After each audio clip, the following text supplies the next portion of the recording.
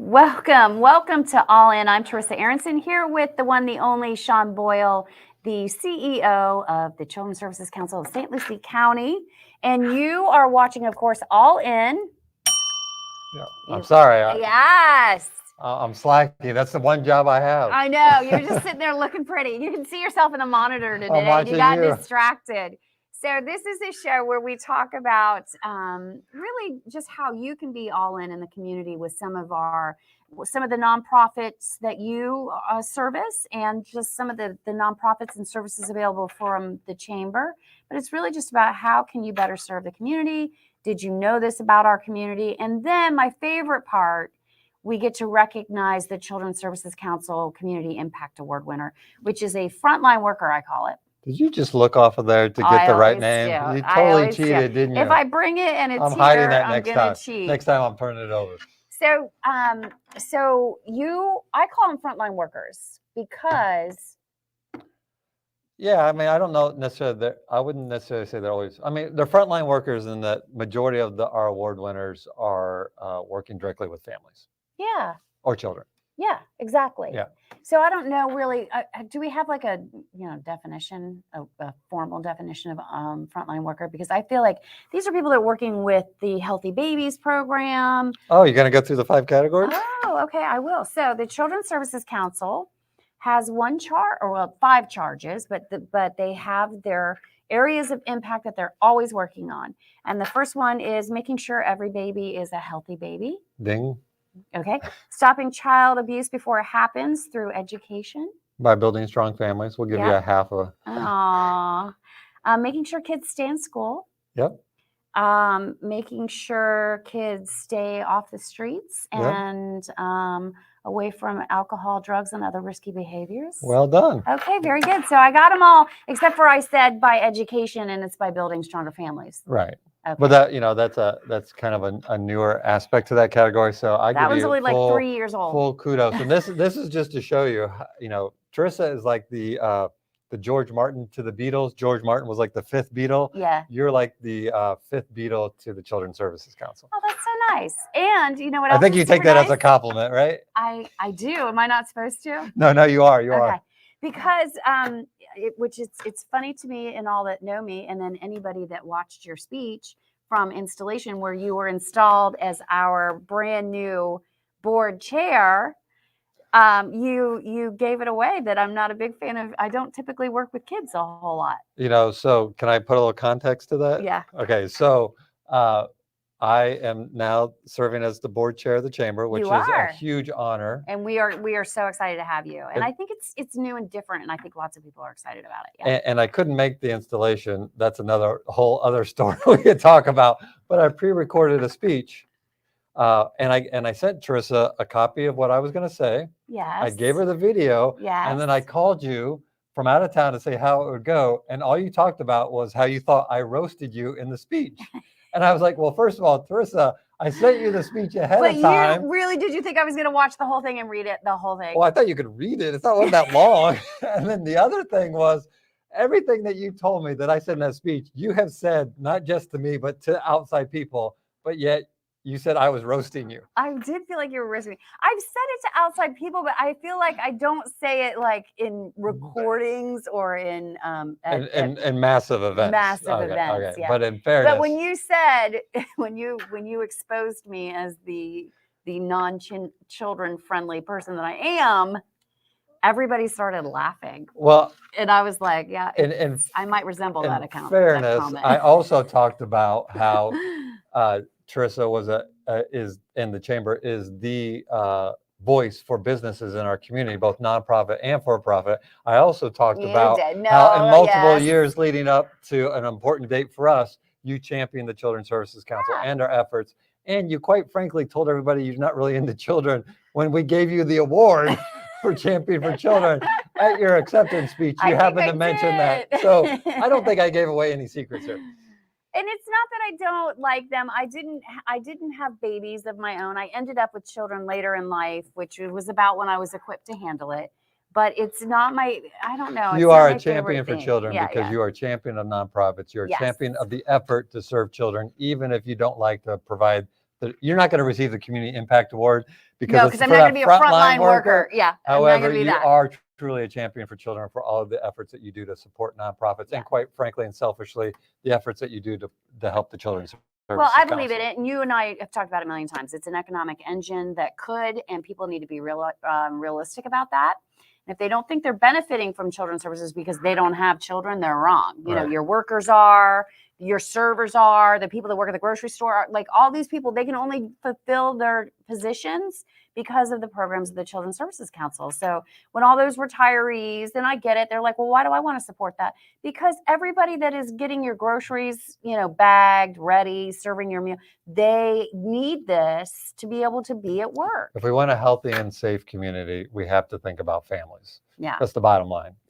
And you know, and it's not even just that we fund and develop programs. We also advocate for children, both at the state level and just this morning I was advocating, while I'm going into detail, to make sure that when we look at what we're charging families for services like summer camp, we need to be realistic for those families that have 3 or 4 kids to make sure that it's affordable.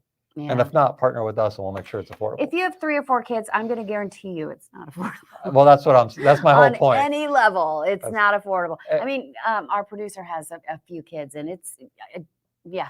So you know what I'm talking about. When summer camp's Yes. $90 a week. Summer camp adds up fast. Right. Like, you don't need a college fund, you need a summer camp fund. And what we can maybe on some other show, we can talk about our efforts to look at federal and state policy that we're leading here in St. Lucie County, along with our statewide partners and our local delegation, to look at the policies that are designed to help families in poverty. Because if you look at all the policies, they're really designed for a single person that's in poverty, not for a family. Yeah. And so it's what we call a 2-generational approach to look at not only the parent, but also the child, and not getting them subsidized just for poverty, but getting them out of poverty and sustaining getting them out.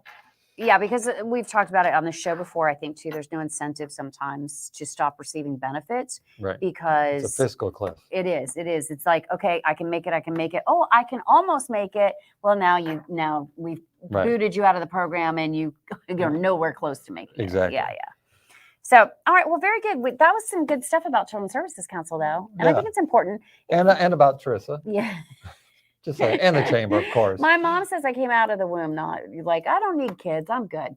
Like I literally have been that way probably most of my life. The takeaway shouldn't be that you don't want to provide direct services to kids. The takeaway should be that you are forever and always have been very supportive of the agencies that support our children and families. I am, that we need them. We do have to be very supportive of that. And I do mean it when I said both here and in the speech that you gave me on the thumb drive over here.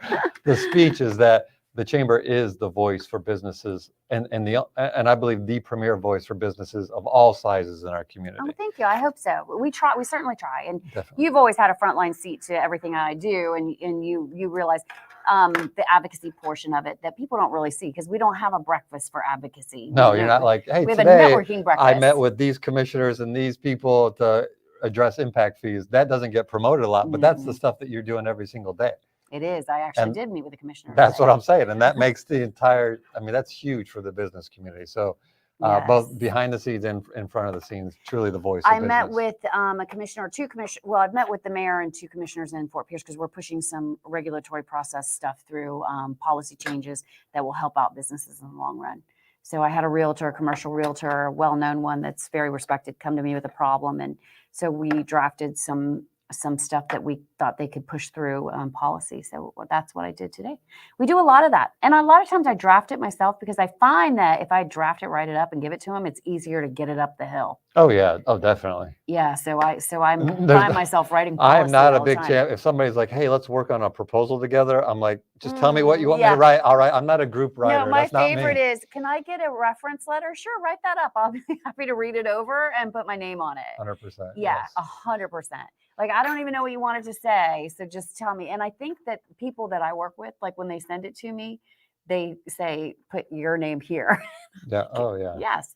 You know what it needs to say, write it up, and I'll be happy to look it over and sign it. Yeah. Yeah. And that's kind of what I do with policy. Should we give this award to our award winner that's waiting patiently and so well deserving? Yes, of course we should. This is my favorite part. So I'm gonna give a long intro to this, Alda. So stay with me here. Okay, no So problem. we have a program called the Pediatric Dental Program that we fund with the Health Access Network, or HANDS, is what most people are familiar with the name. And just to give you a little bit of history, and Alda, I promise I'm going to get to you. A It's little fine. bit of history. I'm going to say back 10 years ago, maybe a little bit longer, some school nurses came to the round table. You and I both sit on the round We table. do. We meet monthly. It contains of all the policymakers and funders that involve children, and it's a way to fast track change in the community. We have a strategic plan that we all follow. The nurses came to the round table with some, quite honestly, some startling images. They had been to 4 schools and they had checked the dental of like all the elementary school kids at these 4 schools, and like 60% had some type of dental decay, like significant dental decay.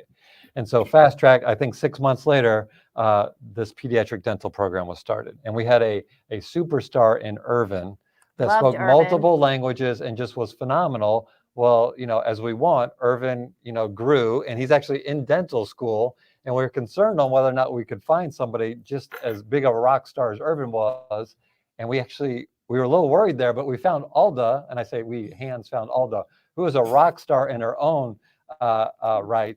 And the reason why we want to give you this award is not only because you picked up that mantle and are starting to serve kids and all the work that you do there, but the Children's Services Council just implemented a new system. We're all about accountability, right?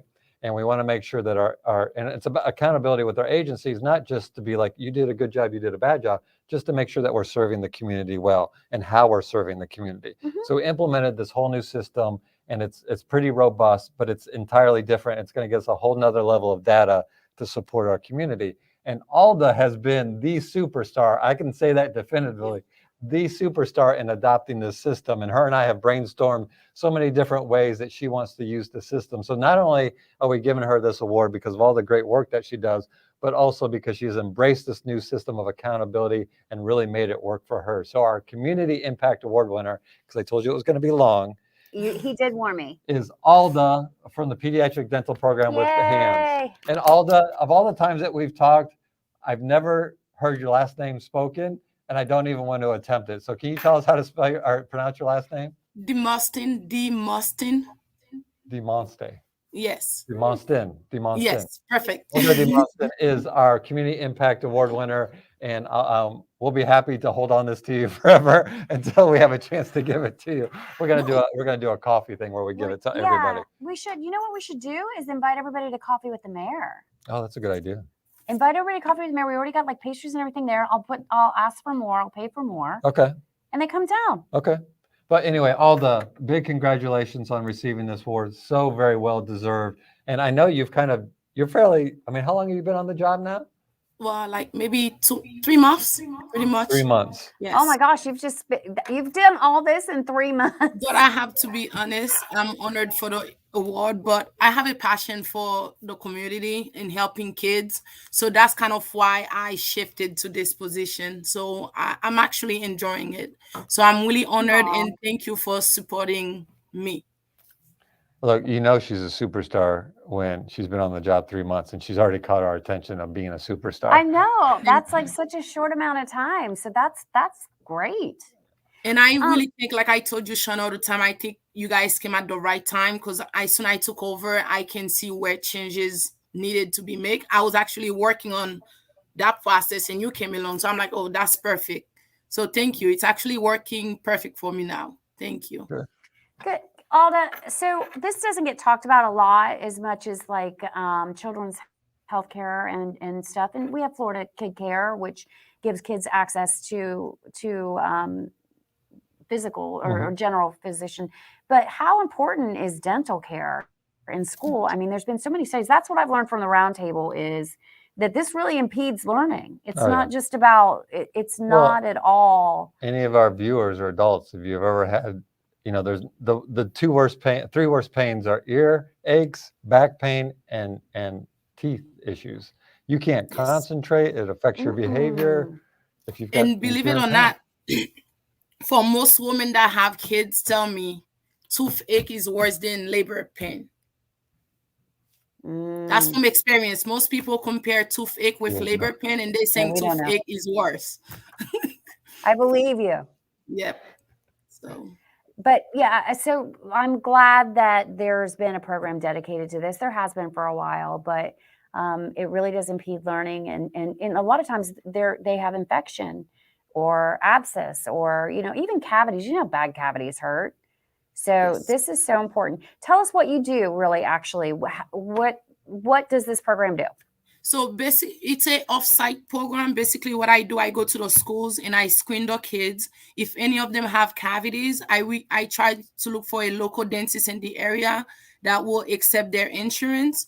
If they're not insured, I try to get them insured through Medicaid. If there's no way they can be insured, then our program kind of support them for the dentist to do emergency treatment on them, like extraction or putting a cap.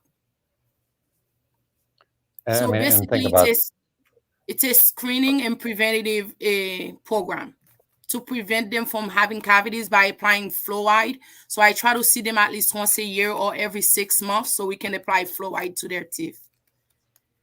and And with although their you permanent work, molars, we add sealant. Sealant is a plastic coating where I add in the back tooth to help them from getting cavities. When my daughter was younger, sealant was never covered by insurance, but we always got. so although you work with not only the school system, elementary schools, and I think even older, but you also are in childcare centers as well. Yeah, preschools and also daycares. I start seeing them at 18 months old. Oh, wow. I can remember, I'm old now, but when my kids were younger, I remember thinking, well, when they're young, do they have to go to the dentist? Because, those teeth fall out, but They obviously do. they don't fall out, right away. And they, and so it's important. I think a lot of people think, oh, dental and young kids, those teeth will fall out. How bad could it be? But we've seen some pretty bad cases. I was just going to say, if they're not brushing, they're going to have additional issues that the teeth falling out are not going to cure. So, yeah. Yes. And what happens is with the baby tooth, once you have decay in the baby tooth and then the permanent one is coming, that decay can travel down to the permanent one. So before the tooth is even out, the permanent can actually have decayed from the baby tooth. Well, and there's also a lot of research out there now that says like dental issues can even impact your heart as you get older. So we obviously, not only is it to address it early and to make sure that they're learning, but again, just a lifetime of being healthy. It starts a lot of time with oral health. It does. Yeah. This is good information. So if let's say every parent in the county is listening right now, what should they take away from this? Like, what should they be doing to be all in? There you go. That was a question for you, Alda. What advice would you give? What advice would you give any parent or grandparent that's watching that wants to make sure that their children have good oral health? What I can tell anyone that's watching is that the mouth is the entrance to the body. So it's really, really important. So brushing morning, night, and after you eat and flossing, and try to go to your dental appointment every 6 months to keep up. Because the mouth have a big connection with the whole body. If your mouth is not healthy, your whole body is not healthy. The mouth have a lot of bacteria, so everything starts from the mouth. And then if we have people that want to help support this program and donate time, money, supplies, what are you looking for? Well, basically, we always looking for donation and we always looking for volunteers. Because when I go to the school, a lot of the time I'm alone, so it's good to have an assistant to help entering some of the data for me. So we always looking for volunteers at the Hands Clinic. So how would if somebody's interested in volunteering and or donating, what's the best way to get a hold of you? They can call the office because I'm not in charge of the volunteering process. They can call the office or stop by the office. I can give you guys a phone number. Sure. The best phone number will be 772-462-5645. And whoever pickups can give you information on volunteering. And our good friend Glenn. From the old Starbucks. Yeah, he used to be with Starbucks. He won the award with me, the Kathy Basile. Oh, that's right. That's right. It all comes full circle. Look at that. Yeah. That's right. That night he won the award. So it's me and Glenn. He's working at Hands now. I have a feeling that that's the person that you're probably going to talk to if you call. I'm guessing you will too. Very good. He might be. Well, Yeah, he might be the one. Well, congratulations, Alda. No, thank you. It's Yeah. an honor, and I appreciate your help, Sean. Thank you. All right, we're Not very only grateful. you, but also your team. Oh, thank you. We're very grateful that you're part of the hands team and the pediatric dental, and keep doing a great job. And I look forward to our next conversation. All right. Thank you. Thank And you. we'll keep you posted on where you can get your plaque because Yeah. Sean's never going to bring it to you. But Thank you. All right, thank you, have a Alda. great day, Alda. Okay. Bye-bye. So we've been talking about it for, I don't know, probably a year about how we're going to get these plaques out. And we've kicked around a million things. Yeah, I greatly appreciate how you bring this up every show, just know, to it's highlight fun. the fact that I have a stack of them in my office. But here's the deal. Next month in December, Coffee with the Mayor, City of PSL. It's huge. It's an auditorium. We can get them a picture with the mayor. Okay. Giving them their award. You, me, the mayor. All right, I'll go through the awards. I'll identify all the names and then send invites for them to come. Come to the Coffee with the Mayor. We'll bring the awards down there. We've got coffee. We've got Danish. It's done. And then I can't ever talk about it again. No, we'll just can't. start all over again. But we'll only have 1 year. So every year we'll do that. Of course, I have to talk to the mayor to see if she can, hang out but I'm sure she'd be happy. I have to ask, and I know this is a little in the weeds, and I think I can see the viewers here. Is this still a highly viewed show? Is this still your most popular show? I mentioned that in my speech. I just want to make sure that was truly accurate. It is true. When you go back and you look at the views and the reach, this one usually does the best. All right. I like that. I know. A little competitive. I just want to make I sure know we're you still are. good. I know you are. You're incredibly competitive. Incredibly is this, is it Pick on Sean Day today? No, I'm just saying everybody knows I'm very, very, very competitive. Okay. You don't mean that as an insult. Okay. Okay. No. So we have some announcements. Should we get to that? Because you yelled at me before we went live about how I'm the one that always drags the agenda down. So see, I didn't even bring that up. You were going to though. So I was not going to bring it up. Totally not going to bring it up. But I'm going to mention it. But yes, we do have some announcements. We have 7 minutes, 28 seconds. Let's go. First up, the first one's yours. I know the first one up is we mentioned, Terissa mentioned our 5 priority areas. The way that we work is we put a priority area out for competitive bid. So we have put out the category keeping kids off drugs, alcohol, and other risky behaviors. So what that means is our current programs, we zero line item that budget out, and everybody new and existing applicants have to compete.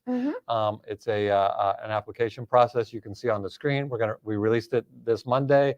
We have a technical assistance session on November 19th that's actually held via Zoom. All this information is on our website, which is on the screen, cscslc.org. Proposals are due on January 7th. It's an electronic grants management system. The proposals will be reviewed internally by the team. We also form a community review panel. And then all those scores go to the board for a decision that they make in March. And it's for funding start October 1, 2022. And it's very encompassing. I mean, we need P&Ls, we need budget, we need all the stuff. So I have done the review panel before, and I like it because I'm very fiscally minded. Like, you have experts from Southeast Behavioral looking at the model, content experts, fiscal, all that kind of stuff. So it's really and I like that because I think we're kind of tough on them. I mean, you're not tough on them. It makes sense. Yeah, you have to ask the tough questions because, in fairness, I've written many proposals and have read many proposals. Something that you think is clear might not be to the reader, or they're not in the field, so maybe they don't understand. So you have to ask these questions. But it's a fair process. It's an objective process. And quite frankly, it's what drives that priority area. They have to show how they're going to have an impact on keeping kids off drugs, alcohol, or other risky behaviors. Yeah. So realistically, they have to show that their program's working. Exactly. And that they can quantify it at the end of the fiscal year, because otherwise it doesn't make sense to fund them. Exactly. Okay. The next one is still you, Sounds of the Season. All right. I'm looking at the clock. I'll be real quick. This is a save the date ticket. We have 5 minutes. We're good. The tickets will be available on Monday. At the Sunrise Theater. They are free at no cost. On Friday, December 17th is our 10th annual, can you believe it? 10th annual Sounds of the Season. Yep. And at the Sounds of the Season, we celebrate the holidays, but more importantly, we celebrate our kids, because the performances that take place are from Pace Center for Girls, Mhm. Boys and Girls Club, End It, Future Generations, and I'm missing somebody. Future Generations, Pace Center for Girls, Boys and Girls Club, End It. Somebody else who I'm totally drawing a blank on. What do they do? Anyway, but also I would this, help you, but I can't remember what this they do. year we're also, and we're very excited about this. Anybody that has seen and or participated in Sounds of the Season know that when we started this in partnership with 104.5 The Flame and the Sunrise Theater, was that the main performance was from the Avenue D Boys Choir. Yes. And they brought the house down. They are phenomenal performers.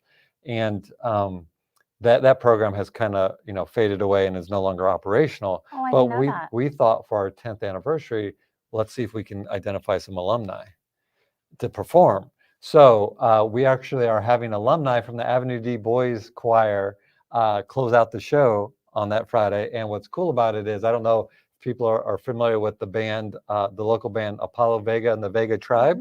Mhm. Apollo Vega himself is a graduate from Avenue D Boys Choir, and two of the musicians are also in that band are also from Avenue D Boys Choir. So they're going to be performing, and some of the Avenue D Boys Choir are still in the community and still communicating with Apollo. So they're going to join him on stage, and it's kind of going to be a mini reunion. I love it.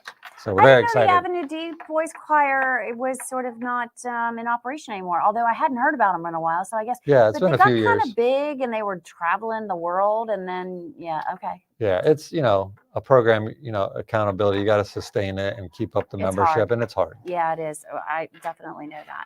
All right, with a couple minutes left, a few announcements, or a couple announcements from the Chamber of Commerce. We're going to talk about the Business and Industry Awards.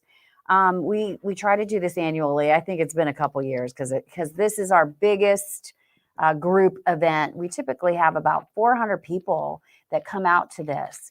And it's going to be January 12th. It used to be in September on Business and Industry Week, but if you'll remember, we had a bit of a COVID spike, and so we pushed it down the road again.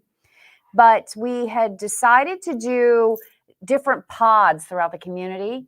And then the committee said, we don't want to do it. We are going to the Mid-Florida Event Center, and there's plenty of room for us. Spread out, be safe. Be safe. Have a good time. There is going to be a virtual option if you don't feel you can come and join us. But we're just excited to do it, to be honest with you, because we haven't done it for... Has it been 2 years? We didn't do it in 2019 or 20. Wow. No, we did it in 2019. We just didn't do it in 20 or 21. I'm sorry, because this is going to be 22. Okay. Yeah. And of course, we're going to recognize the best of business. There's about 15 categories, and each category has a subcategory for size of company. Nice. And then we had a fan favorite kind of this year too. So we're going to be doing that. We also recognize the Fort Pierce Officer of the Year, the City of Port St. Lucie Officer of the Year, the Sheriff's Deputy of the Year, and the Community Impact Award Winner of the Year. So we give away these monthly awards, and then we pick one for the year. I didn't even think about that because you haven't had it in 2 years. Are we going to have... You're going to have to pick from 2 years. Wow, okay. Yeah, it's going to be tough. That is going to be tough. All right. So we have 1 minute left. I want to talk about our referendum. This is the jobs referendum that is going to be on your ballot, or is on your ballot right now in the city of Port St. Lucie. So this is for people that live in the city of Port St. Lucie, city proper. You're the only ones that are going to be voting on this. This is a small, very small tax abatement program for new targeted businesses to come to our area and employ our people. So people think this is a tax that we're going to be paying. No, it's a small portion of property taxes that the entity will not pay for a short period of time.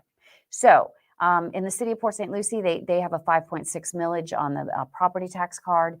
They will abate that for 5 years if you meet certain benchmarks. You pay your people a certain average salary. You've employed a certain amount of full-time people.